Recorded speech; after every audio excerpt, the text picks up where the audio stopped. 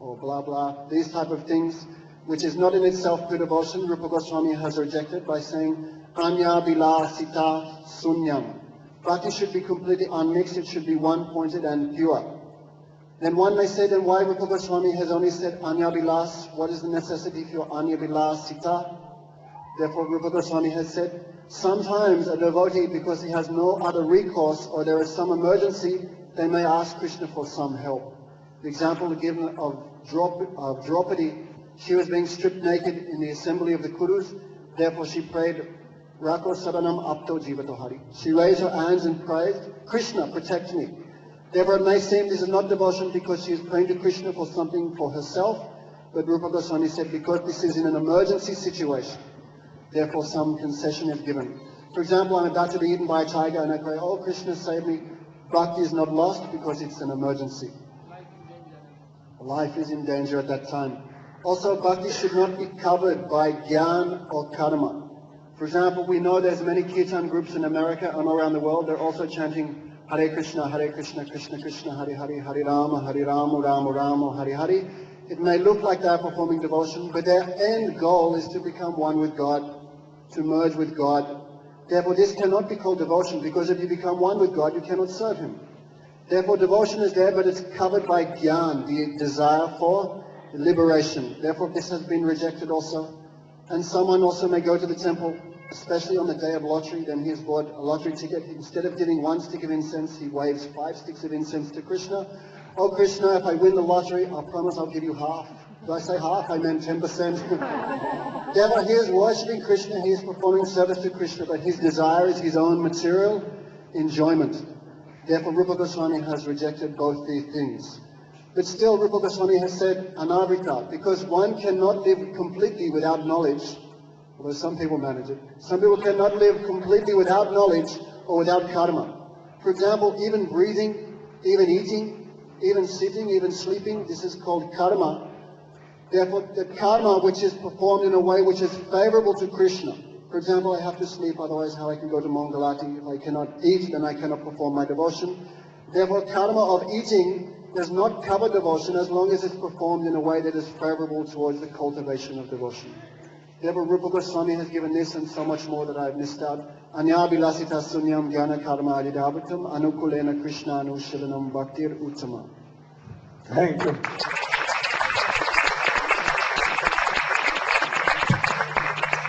Bodhan Prabhu, to speak on this slope. Anya bilasita sunyam jnana karma. In brief, what he told. The brief part will be easy, I think. I want that all kind, I will ask from the ladies also to speak on this subject. Oma Gyanatamandasya Gyananjana Savakaya Chakshulan Nilitam Jana Tasmai Shri Gurave Namaha. I'm about to show how far I have to go in my devotion, because I can't even hold a candle to Damodar Maharaj's exposition on the verse. But the main point that I've taken from Damodar Maharaj and from Srila Gurudev's discussions in the past on this topic is that devotional service has to be performed without any sense of personal aggrandizement. That one has to be completely dedicated to the object of devotion, and that one should not have any mixture in one's devotion for self-gain of any type, whether that's the acquisition of knowledge, which leads one to ultimately to liberation and personalist realization, or whether that's an even lower level of approaching Krishna for some material gain. These things are not accepted as pure bhakti. When we tinge our bhakti, when we tinge our practices with some hope for personal aggrandizement, we can never obtain the object of devotion, which our acharyas are telling us is the highest goal of life. Furthermore, after we examine ourselves and ask, is our bhakti pure? Is our intention pure in what we're doing? The next question is, are we actually performing that bhakti in an uninterrupted way? So are we starting and stopping? Are we waking up in the morning and doing our whatever number of rounds or malas that we do every day, and then when we are done with our mala, we put our bead bag down and forget Krishna or forget our Guru Seva?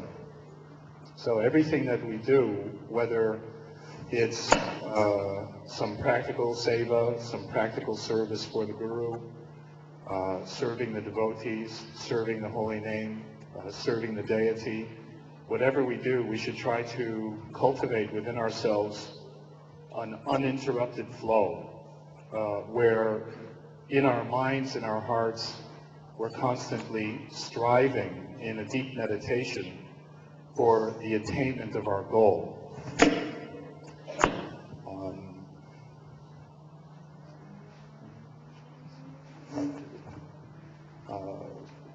The last thing that I'll be able to say today is that the ultimate goal of pure bhakti is the thing which gives all of these other things that we could possibly hope for, and so much more. As Srila Gurudeva said in the beginning of this class, that the highest goal, the highest love and affection, the pure love of God, the pure love of Radha and Krishna, the most intimate aspects of the Supreme Lord are attained by this this pure bhakti. That's it. That's my humble offering.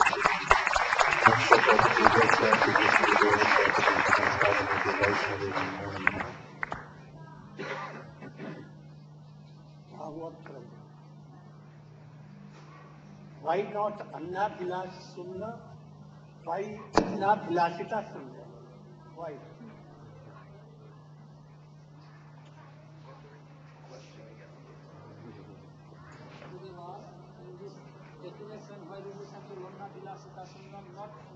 Oh, you can see it here and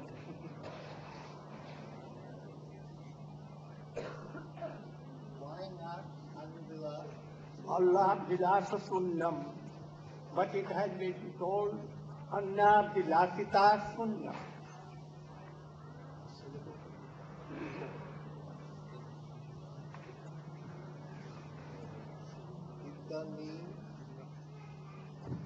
He told. But you, no, he could not give attention. You Prabhu, yes.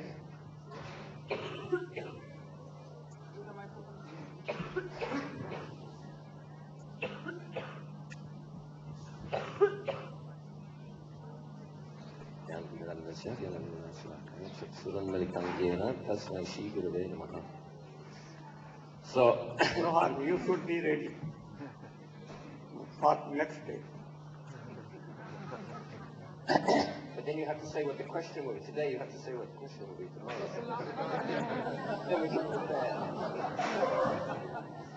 Really, you should understand what meaning is. To practice. I want that all should practice, knowingly. Anya Abhilash. Anya Abhilash means other desires. So the desire that is required is the desire to serve Krishna and please Krishna favorably. And Anya Abhilash means any desire other than that.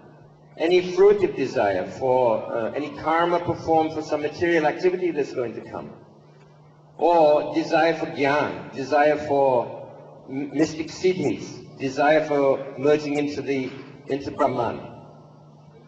So under Srila Gurudeva's inspiration, Pujapad Damodar Maharaj explained that if somebody has, generally they have no desire. But when an emergency arises, then they may appeal to Krishna for help. Just like, for example, it is the duty of the devotee to protect his life, to protect his body. Like when Vasudev, when Devaki was being attacked by Kansa. So it's explained that the devotee has to protect his life because his life is being used in the service of Krishna. So if some external agency comes and threatens the devotee's life, then it's okay to appeal to Krishna, oh, please help me, because otherwise how I can serve you. Then, if Krishna likes to protect, it's okay. Otherwise, if he doesn't, the devotee also accepts that. For example, Ambarish Maharaj, when he was confronted by Durvasa Muni, somehow or other, he became very angry with Ambarish Maharaj, pulled out some of his dreadlocks, threw it on the ground, and this huge fiery demon came. So Ambarish Maharaj, actually, he made no appeal. It's not recorded that he made any appeal to Krishna. He just folded his hands and he waited. Oh, if Krishna wants to burn me up, it's okay. If he wants to come in the form of a fiery demon, it's okay. Krishna didn't want. He sent Sudarshan Chakra, and Sudarshan Chakra burnt up the fiery demon. And then chased Durvasa Muni. But in any case, so the devotee, he may appeal, but in any case, he accepts Krishna's decision. Okay, if you like to protect me, it's okay. Otherwise, it's okay. Thakur Bhakti Vinod is saying, you can kill me, you can save me, as you like, because I'm your property. Sold out animal. Sold out animal doesn't make any endeavor. He's just relying completely on the master. So Anyabhilashta Shunyam. Not just Anyabhilash, but the tendency to have these desires. In the general run of things, the devotee does not have such desires. Only in the case of emergency he may have. Anyabhilashta Shunyam. Jnana Karmadya Navritam. So, generally speaking, there's no need to engage in karma to improve our bhakti. Karma cannot improve bhakti. On the contrary, Srila Vishnu Chakravarti Thakur explains in Madhurya Kadambini, Srila Gurudeva was explaining during Kartik, that only when there is some mixture at least of bhakti, then karma can be successful, otherwise not. Similarly, only where there's some admixture of jnana, of bhakti, then jnana can be successful, otherwise not. Just like, for example, if somebody wants to get liberation, so they can practice for hundreds and thousands of lifetimes. But if they just chant the holy name, by namabhas, they can get liberation. Like this. So, jnana karmadya anavritam. Avritam means covered. Anavritam means not covered. So actually we have to perform karma. Gurudeva has explained, breathing is also karma. Now we're walking backwards and forwards between the hotel and here. This is karma. We had to make some money or somehow or other, get some finances together to come here. This is also karma. So does that mean that our bhakti has been covered? No. Anavritam, because the whole goal is to engage in devotional service. The whole goal is to hear from the lotus mouth of the pure devotee. Therefore not avritam, it's anavritam. And jnana also. We have to have some knowledge. We must have knowledge. Like it said, somebody said that Aristotle said that the brain actually isn't used for thinking. It's just used for cooling the blood. But some modern commentator, he said, this is only true of some people. So in other words, actually we have to think. We have to have some knowledge. But if that knowledge is furthering our bhakti, then it's okay. The knowledge, for example, that Krishna is the Supreme Personality of Godhead, and the Jiva is the tiny servant of Krishna, this jnana is necessary. Not the knowledge that the individual Jiva is actually God, or that he's actually part of Brahman. This is not necessary. But then at the end, we have even this knowledge, Srila Rupa Goswami says, even this knowledge has to be given up, that Krishna is the Supreme Personality of Godhead. Just like Srila Gurudeva said that your Swami Maharaj, he came to teach you that Krishna is the Supreme Personality of Godhead. And I've come to teach you to forget that Krishna is the Supreme Personality of Godhead. But we also have to be careful because you can't, according to linguistics, you can't forget something that you never knew in the first place. So if we artificially try to imitate Srila Gurudeva's mood, Braj mood, that Krishna is not the Supreme Personality of Godhead. Yashodamai never thinks that Krishna is the Supreme Personality of Godhead. The gopis never think. So if we artificially think, Krishna, we don't care for Krishna. He's just a black sheep anyway. What do we care for Krishna? We just love Radha. This will not work. We should have tattva, just like it was explained this morning. First of all, we have to have tattva. If we don't have tattva, then we have to come back and learn tattva. And then by hearing from the lips of the pure devotee, his Braj moods of loving service to Krishna in complete neglect of Krishna's Bhagavata, this will naturally sweep out these moods from our heart. Anukulyena. So, Yashodamai, she's chastising Krishna. So what is Krishna feeling? He's feeling fear, but he's also feeling her love. Just like we have experience, sometimes we're traveling in Russia. So sometimes then the Russian devotees have to discipline us. Oh, now you have to take rest, now you have to take some exercise, now you have to do this, now you have to do that. Very strict, some of them very strict, almost ferocious. But in that strictness, you can feel, oh, there's love. Just like Krishna also, he likes to taste that. This is the beauty of the left-wing gopis. When Krishna at Kurukshetra, he met with the gopis. The gopis hadn't seen him for so long. And instead of Krishna apologizing to the gopis, that, oh, I'm so sorry, I haven't been back to Vrindavan, how are you, like this, he started that, oh, why are you feeling separation from me? Don't you know I'm the Supreme Personality of Godhead? Don't you know if you just meditate on my lotus feet, you won't feel any separation, don't you know this? And the right-wing gopis, they say, oh, very nice, thank you, we accept this. And the left-wing gopis, oh, you think we should engage in meditation on your lotus feet? We're trying to forget you. So strong. They're giving him the source so strongly. Chastising, like anything. And Krishna's feeling their love so much. So this is Anukul. This is Anukul. Krishna Anusilana. And as Srila Damodar Maharaj explained. So we have to make some effort, some endeavor. Not only physical endeavor. Srila Gurudeva is emphasizing. Sometimes people go out and they're making life members, they're distributing books, so many things. So I'm performing so much service. And I will go home back to Godhead at the end of this lifetime. No, we have to... Moods also, Chesta. That difference between Kanishtadikari, Madhyamadikari. Madhyamadikari is offering with mood. Kanishtadikari is like offering chunks to Krishna, chunks of matter. Therefore he's prakritibhakti. He's offering prakriti. Krishna doesn't need our prakriti. He doesn't need our incense. He's got lovely incense, lovely fruit, lovely flowers, everything in the spiritual world. But he wants this mood from the heart. So this kind of Anushilanam also is required. So there's so many points. Hare Krishna.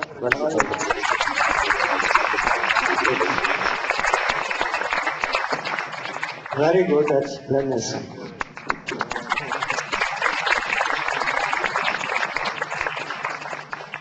My Shiksha Guru, Srila Bhakti Swami Maharaj, came in Western countries and he told everywhere, Krishna is Supreme Lord. But I have come to say, forget this, Krishna is not Supreme Lord. We should be Brajbasi and try to forget these things. Always, he is Nandan, he is the servant of Brajbasis, all these things. He can beg pardon in the lotus feet of gopis. How he is Supreme Lord? So we should try to forget forever and be one of the Brajbasi. Very good. Anukullena Krishna Anushlanam. What is Anukulla? One of the ladies should tell. Oh, he knows. She knows. Other. You. Stand up. No, that. Oh, you. Yes. Stand up. Krishna Priya. No. Oh, yes. Krishna Priya. Where? Oh, yes, sir. Big lampa. Stand up. Then how you can preach my mission? How can you preach my mission? Anukulena.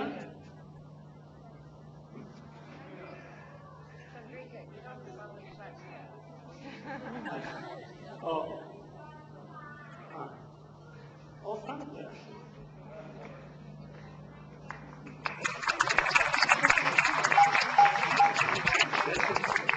Understand what is the meaning.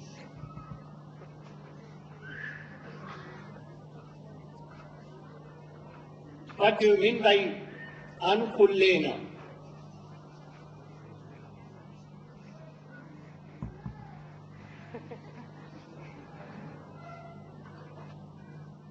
Anukulyena means everything that's favorable for Bhakti.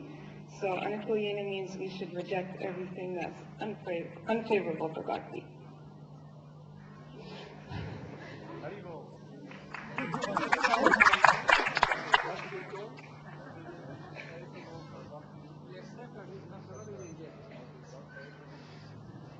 Then why Anusilanam? Anushilanam is like dedicating yourself to Krishna and offering everything to Him, and rejecting everything that's unfavorable for your Bhakti. Try to understand and preach my mission. All ladies, all my dear sons and brothers, they should know all these things. And then you can preach. Otherwise, what? Book distribution. This will not do. You will have to see what is the under the books. Then sit down. Now, we know from Srimad Bhagavatam that Dhruva Maharaj did astrologies and he took darshan of Narayana. His bhakti is pure or not? Jeev.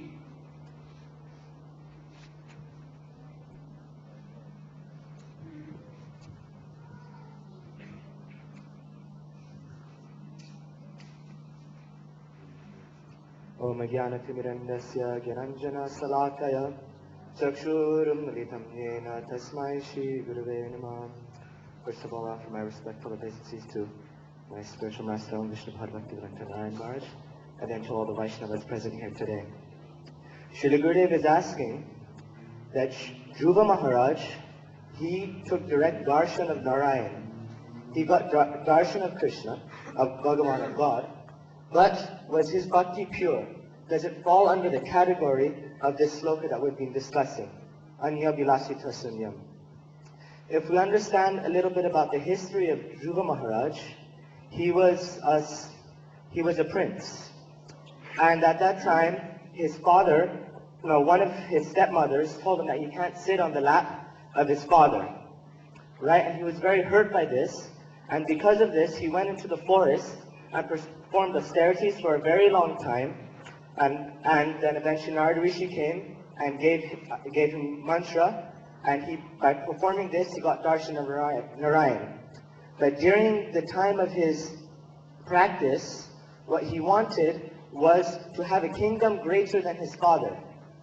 A kingdom that is, a kingdom greater than his father.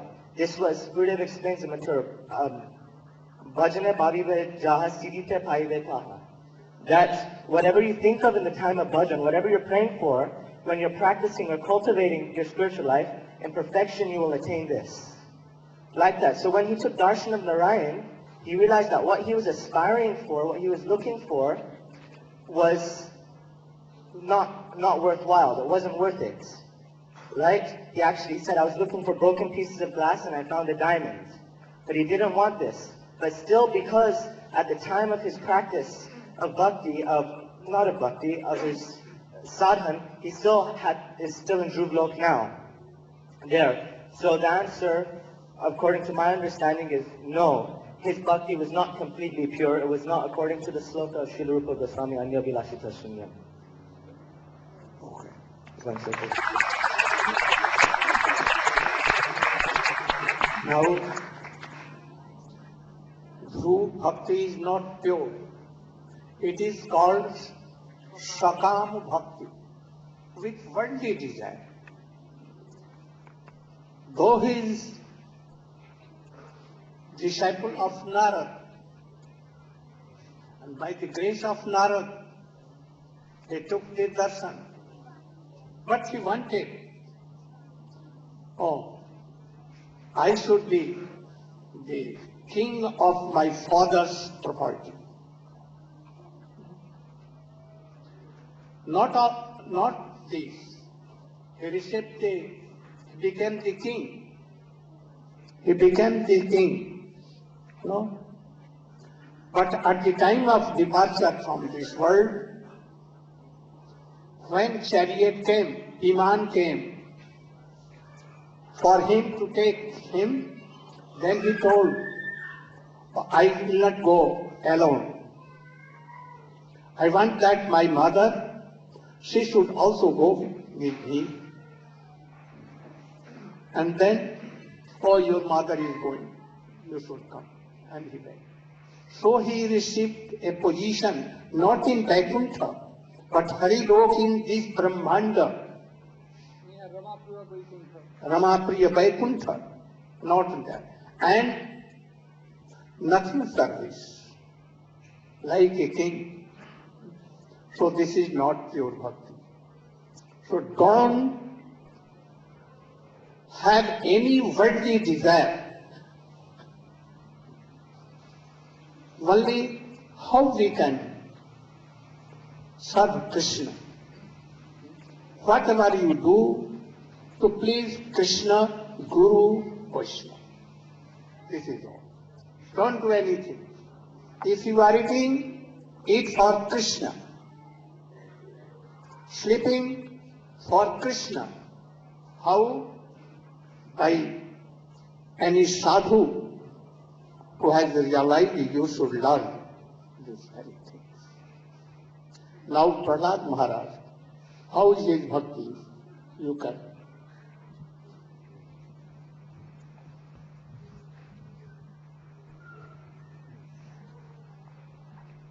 Om Jnanam Timirandasya Jnanam Jena Salakaya Chaksurunmritam Yena Tasmai Sri Gurave Namah. First I offer my unlimited obeisances in the dust of the lotus feet of my most worshipful Diksha Gurudeva. Nityalila Pravishta Om Vishnu Pada Stotara Satashri Srimad Srila Bhaktivedanta Swami Prabhupada. And the same unlimited obeisances in the dust of the lotus feet of my most worshipful Shiksha Gurudeva. Om Vishnu Pada Stotara Satashri Srimad Srila Bhaktivedanta Narayana Goswami Maharaja. To all of our Guru Varga and all the assembled devotees. Srila Gurudeva has ordered me to explain about the nature of the